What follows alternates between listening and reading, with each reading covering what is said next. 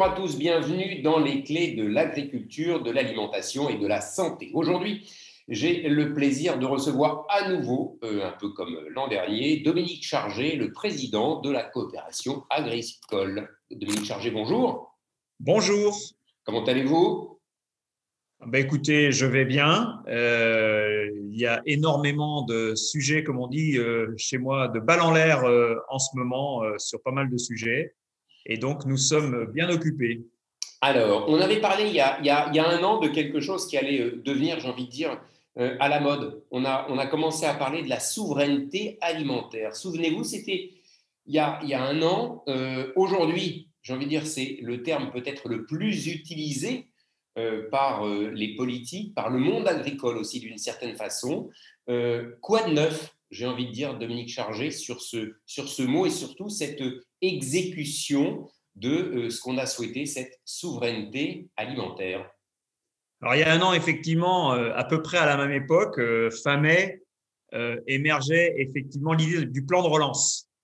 Le président, dans plusieurs allocutions, repris par le ministre de l'Agriculture de l'époque, avait fait état de fragilité, de vulnérabilité perçue sur cette filière alimentaire qui avait bien tenu et qui n'avait pas eu, j'allais dire, il n'y avait pas eu de rupture dans l'alimentation des Français, mais on avait vu quelques points de vulnérabilité, de fragilité, parce que notre agriculture, depuis maintenant une vingtaine d'années, a reculé sur des positions historiques dominantes et d'ailleurs d'autosuffisance à l'égard de certaines productions. Et il était nécessaire de se reposer la question de cette maîtrise finalement de l'approvisionnement de notre chaîne, de notre chaîne alimentaire, de la maîtrise de tout son approvisionnement, de la gestion des flux, pour justement retrouver cette souveraineté alimentaire, alors à l'échelle de la France, mais également évidemment à l'échelle européenne, Ça, indissociable c'est- de l'Europe. Ça, c'était, pardonnez-moi Dominique, c'était le constat il y a un an. Ma question, elle se prolonge aujourd'hui, 12 mois plus tard. Qu'en est-il? Va-t-on dans une direction donnée? Il y a eu un grand rendez-vous de la souveraineté alimentaire avec notamment le président de la République. Évidemment, vous n'étiez pas absent. Évidemment, ça vous concerne. Qu'est-ce qu'on y a dit? Qu'est-ce qu'on y a décidé pour justement agir dans cette direction d'une souveraineté alimentaire? Si on a décidé quelque chose. Oui, je pense que l'objet du rendez-vous, c'était effectivement de marquer notre engagement et notre détermination sur ce sujet de la souveraineté alimentaire, pour marquer des ambitions, mais aussi j'y reviens, marquer ce que sont aujourd'hui les filières sur lesquelles nous devons retrouver des moyens de production, et surtout ce que nous avons fait, en tout cas moi, ce que j'ai mis en avant, c'est d'avoir identifié ce que sont finalement les éléments qui ont engendré ces vulnérabilités, ces fragilités, ces reculs de nos positions. Alors on en a identifié plusieurs, qu'on avait d'ailleurs commencé à faire émerger dans le diagnostic que nous avions fait sur le pacte, sur le pacte pour l'agriculture et l'alimentation, le pacte productif, qui sont finalement un sous-investissement chronique depuis 20 ans sur certaines filières, ce soit la volaille, les fruits et les légumes, mais bon, également, on l'a vu sur la pomme de terre, par exemple, les outils industriels qui font les produits transformés et les chips aujourd'hui sont de l'autre côté de la frontière belge. Donc, c'est de mettre ces points en évidence pour les corriger. Donc, sous-investissement, évidemment, complexité administrative, mais également, j'allais dire, moi, je l'ai marqué sous le signe de l'incohérence entre les ambitions affichées et la décision publique, ou en tout cas les moyens mis à disposition des agriculteurs et de la chaîne alimentaire pour justement retrouver cet investissement productif et cette capacité à produire. Évidemment, ce qui est important à noter, c'est qu'en aucun cas, vu de notre côté, en tout cas de notre point de vue, la souveraineté alimentaire ne doit être l'objet d'une décroissance. Nous avons aussi à affirmer notre place à l'international et la nécessité d'exporter une partie de notre production pour plein de raisons. D'abord parce que l'excellence qualitative et sanitaire française est plébiscitée, parce que nous avons besoin en termes d'équilibre économique de nos filières d'exporter un certain nombre de produits, ou plus exactement de coproduits de nos transformations. Et donc, nous devons garder ce point. Mais cette souveraineté alimentaire, elle se raisonne à l'échelle nationale et elle se déploie, elle se décline depuis le local jusqu'à l'international. Et évidemment, l'Europe est un point incontournable. Je pense que ça, c'est des sujets sur lesquels nous devons nous accorder avant d'entreprendre les grandes démarches. Et puis le deuxième point sur ce qui a permis d'avancer, c'est le plan de relance. Le plan de relance est un excellent levier aujourd'hui pour nous permettre de rebooster la dynamique de recherche, la dynamique de structuration de nos filières. D'ailleurs, structuration de nos filières, je ne l'ai pas dit, mais qui est aussi un point de fragilité et de vulnérabilité parce que nous sommes, je pense, insuffisamment structurés autour de réponses pertinentes aux attentes des différents marchés dans une logique de filière depuis, comme nous sommes, nous les coopératives, la production jusqu'au marché.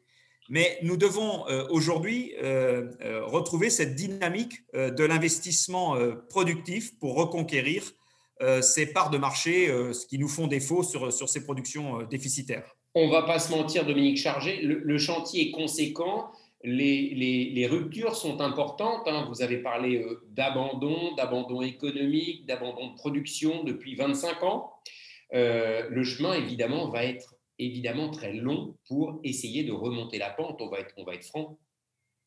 Le chemin sera long et les moyens à mettre en œuvre importants. Je reviens sur le plan de relance.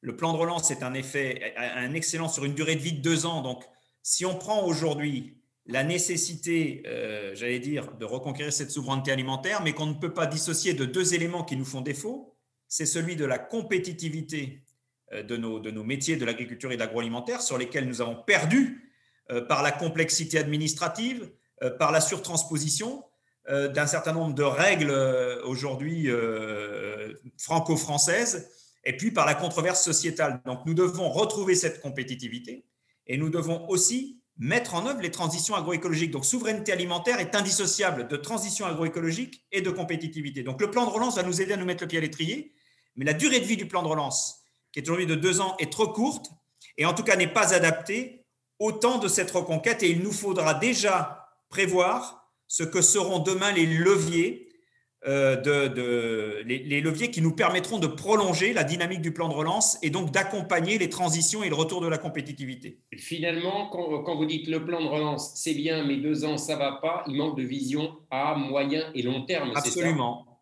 Le temps des transitions et le temps de la visibilité à donner aux agriculteurs et finalement à l'industrie agroalimentaire, il est de 5 à 10 ans.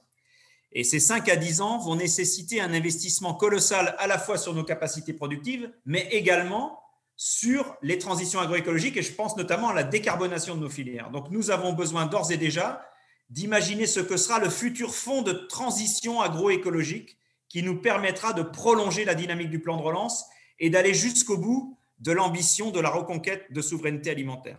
Alors, on entend bien, on voit bien que vous êtes à moitié content. Ça, c'est le verre à moitié vide, à moitié plein, pardon, et à moitié pas content. Est-ce que c'est pour ça que vous avez sorti tout récemment, hier, aujourd'hui, je crois, je l'ai vu sur votre site, un manifeste qui s'intitule « Mieux nourrir la France au XXIe siècle par nos territoires ». Dedans, il y a 3 points particuliers, on va les détailler ensemble, mais est-ce que c'est parce que vous n'étiez pas assez content de ce qui se dit, de ce qui se fait, de ce qui se réfléchit, que vous avez sorti ce manifeste, pas tout seul d'ailleurs? Oui, la première raison n'est pas seulement notre mécontentement. La première raison, le mécontentement n'est pas suffisant. Ce qu'il faut, c'est être force de proposition. Et ce que nous avons voulu à travers ce manifeste, c'est être force de proposition. Pourquoi est-ce qu'on a fait ce manifeste avec les régions et les départements de France? Eh bien, tout simplement parce que nous sommes les coopératives agricoles. Et quand on est les coopératives agricoles, on est des acteurs des territoires. Nous sommes aujourd'hui les outils présents sur les territoires, capables de mettre justement en adéquation l'organisation de la production et la structuration de la production agricole en adéquation avec les attentes des marchés, que ce soit sur le plan des attentes des consommateurs ou des attentes des citoyens. Et nous avons voulu faire justement parce que la souveraineté alimentaire se raisonne à l'échelle nationale, comme je disais tout à l'heure, mais elle se déploie à partir des territoires. Et la dynamique agricole et agroalimentaire dans la reconquête de cette souveraineté alimentaire, elle s'exprime sur les territoires. Et nous avons voulu le faire parce que chaque territoire a forcément une logique particulière, un rôle particulier sur la reconquête de cette souveraineté alimentaire, d'abord sur des réponses locales adaptées, mais également sur des dynamiques, comme je disais tout à l'heure, de reconquête de souveraineté nationale et d'exportation intracommunautaire ou de grand export. Donc, c'est l'ensemble à la fois de la légitimité et à la fois une logique, finalement. Oui, il y a une légitimité, il y a d'abord une volonté des territoires d'être un acteur de cette dynamique de souveraineté alimentaire avec l'ambition et la vision que je viens de vous décrire. Et puis, il y a notre objectif et notre ambition à nous, dans ce que nous avons travaillé tout au long de l'année 2020, dans la redéfinition de notre raison d'être, qui inclut notre volonté d'être des acteurs de référence sur les territoires, parce que nous sommes des entrepreneurs des territoires, nous sommes des créateurs de valeur et d'emplois sur les territoires, et nous avons voulu le marquer avec les acteurs des collectivités territoriales pour le construire ensemble et s'épauler quelque part sur cette ambition. Cette nécessité de s'exprimer à travers un manifeste, et on reviendra sur les 3 points dans 2 secondes, vous le dites bien, c'est aussi parce qu'on est des acteurs du territoire, on est vraiment ancré localement, on sait ce que c'est. C'est histoire de dire aussi là-haut à Paris, attendez, nous on sait, on est dedans quelque part, écoutez-nous. Oui, je vais pas contourner l'obstacle.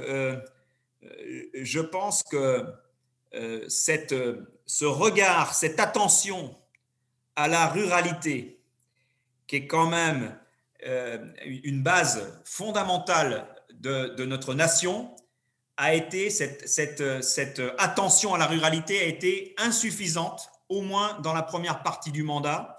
Et il y a effectivement pour nous la volonté d'exprimer notre volonté et notre action à partir des territoires et à partir de notre ancrage territorial et rural. Oui, c'est une façon de dire aussi à Paris, mais de faire valoir que nous sommes les acteurs des territoires et que finalement cette dynamique, elle s'appuie, elle s'ancre et elle part des territoires.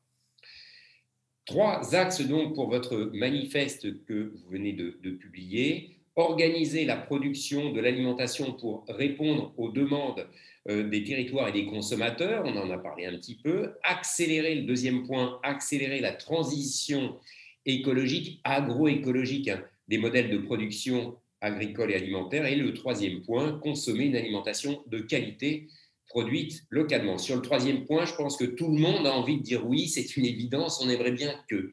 Le 2e point, la transition écologique du modèle de production agricole et agroalimentaire, l'accélérer. Ça peut paraître un peu paradoxal. Une transition, ça nécessite aussi des changements de pratiques, de travail, des investissements, c'est contraignant. Il faut accélérer néanmoins. Il faut accélérer, en fait, la prise de conscience est faite, donc il faut accélérer l'entrée, la mise en marche dans la dynamique, en fait. Évidemment, après, ça va prendre 5 à 10 ans, comme je disais tout à l'heure, mais en fait, il faut accélérer la dynamique. Et pour moi, l'appui sur les territoires, pour nous, l'appui sur les territoires, il a 2 objectifs. Le premier, c'est vraiment de responsabiliser quelque part à l'échelle des territoires ce que sont les actions prioritaires à développer.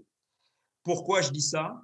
Parce qu'on se rend bien compte que dans la conduite des transitions agroécologiques à l'échelle des exploitations et des entreprises agroalimentaires, il y a des réalités locales qui peuvent être différentes d'un territoire à l'autre en fonction des orientations de production, en fonction des dynamiques, enfin comment dire, de ce que sont l'agronomie des sols présents sur les territoires, de ce que sont évidemment les spécificités géologiques et géographiques en termes de relief des territoires. Et tout ça doit entrer dans une nouvelle approche qui est beaucoup plus systémique qu'une approche, j'allais dire, standardisée telle qu'on a pu la mettre en œuvre depuis 20 ans. Ça, c'est la première. Si on résume, effectivement, l'idée, c'est d'avoir des solutions qui s'adaptent au territoire, aux activités, aux professionnels, et ne pas descendre une grille, là aussi, brute de décoffrage, qui ne s'appliquera pas bien, pas comme il faut, etc. etc. Non, mais avoir de l'intelligence dans la transformation.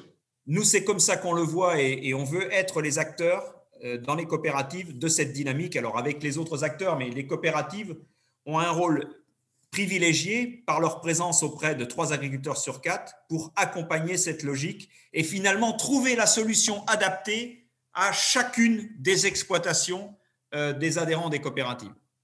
La deuxième raison, c'est qu'il y a des moyens dans les territoires aujourd'hui qui sont des moyens propres, mais qui sont aussi des moyens distribués à travers le deuxième pilier de la PAC et qu'on veut en faire une force justement adaptée à ces réalités territoriales. Alors, ça ne veut pas dire que les territoires doivent gérer cet ensemble seul, mais il doit y avoir effectivement une répartition et une grille nationale de cadrage sur l'ensemble des actions à conduire, sur l'orientation donnée, sur cette orientation agroécologique. Et après, il doit y avoir une enveloppe sur la base, il doit y avoir un fonds, ce fonds de transition sur la base justement des fonds du PIA 4 qui doit être réparti dans les territoires et laissé à l'appréciation et à la gestion des territoires pour accompagner justement très localement et adapter à chacune des régions ces transitions et ces transformations de nos filières finalement.